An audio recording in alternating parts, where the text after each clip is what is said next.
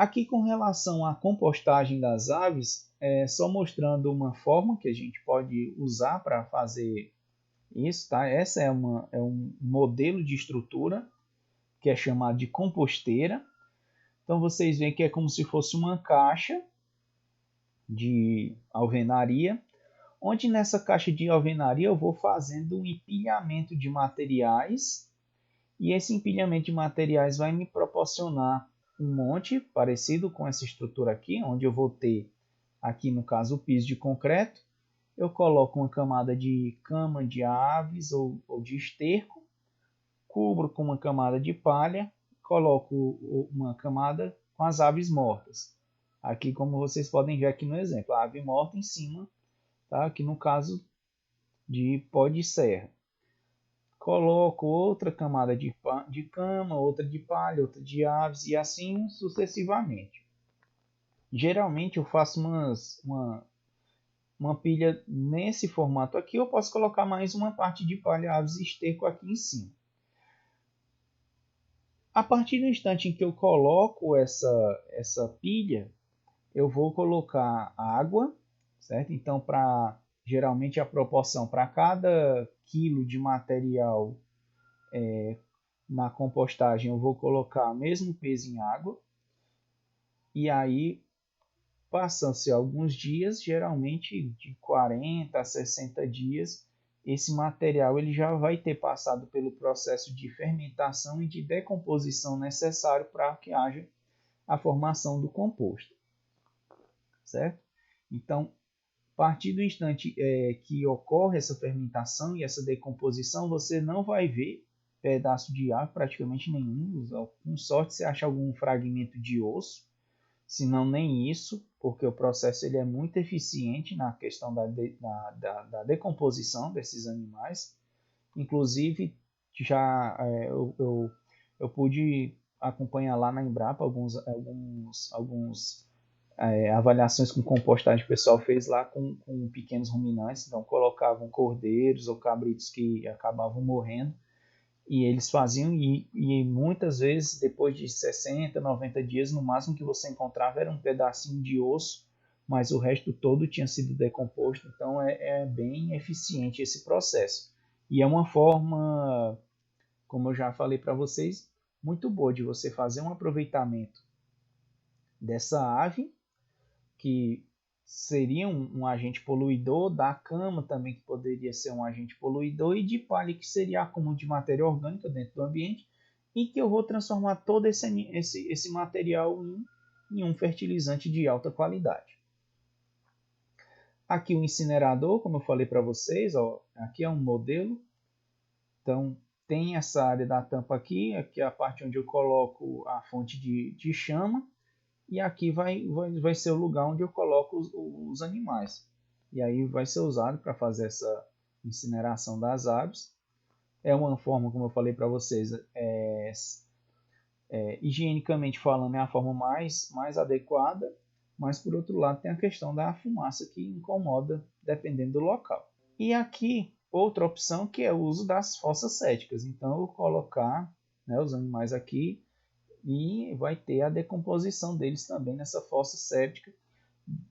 Pode ser usado inclusive para a produção de gás, para a produção de biofertilizante, para a produção né, e por aí vai.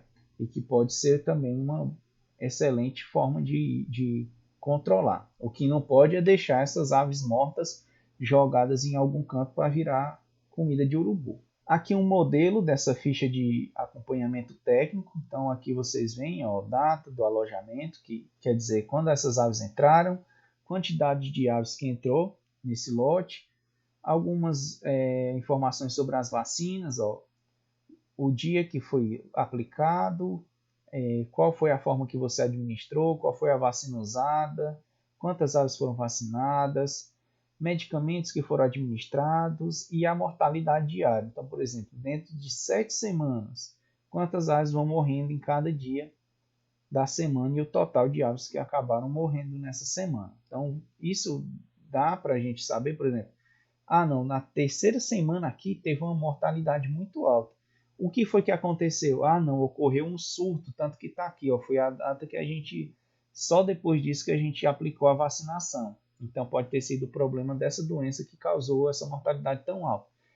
Isso ajuda muito a quem não está lá no dia a dia, porque muitas vezes alguns técnicos eles não vão trabalhar lá no dia a dia, vão uma vez ou duas na semana, por exemplo, e fica mais fácil dele enxergar o que está acontecendo e que muitas vezes acaba não sendo dito.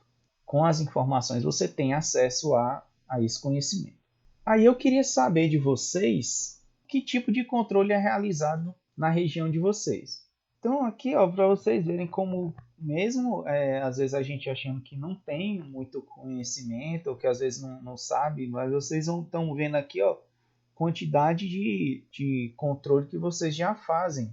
Então, quer dizer, isso já ajuda muito na criação, certo? E aí faz com que vocês tenham uma criação melhor, uma criação mais sadia, de melhor qualidade, fazendo todos esses tratamentos.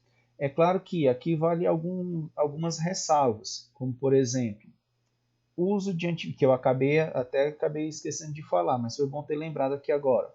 O uso de antibióticos e a vacinação, a gente tem que ter um cuidado que é o que é chamado de período de carência. O que seria esse período de carência?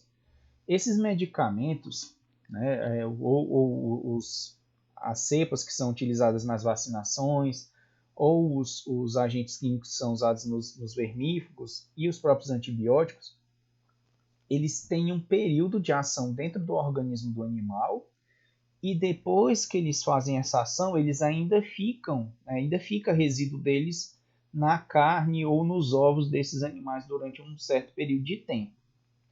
Então, eu tenho que esperar passar esse período, que é chamado de período de carência, para que esse animal possa ser consumido. Geralmente, esse período de carência é de 15 a 20 dias. Alguns até um pouco menos do que isso, mas geralmente é 15 a 30 dias esse período de carência. E é sempre bom, quando vocês comprarem algum medicamento, vocês olharem esse item, período de carência, para que vocês saibam se é seguro, né, ou quando é que vai ser seguro poder consumir esses animais. Fica a dica para vocês. Mais alguma dúvida, pessoal? Então, por hoje era isso. Espero que vocês tenham a oportunidade de assistir mais tarde a apresentação sobre biosseguridade de aves do curso.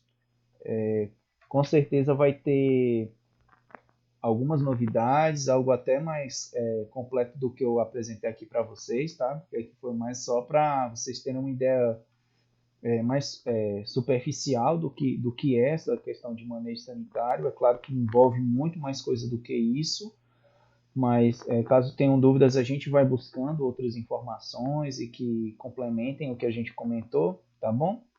E no mais, foi um prazer estar com vocês. É sempre bom contar com a participação de todos vocês. E até a próxima aula. Viu? Fiquem com Deus, se cuidem. Até mais. Tchau, tchau.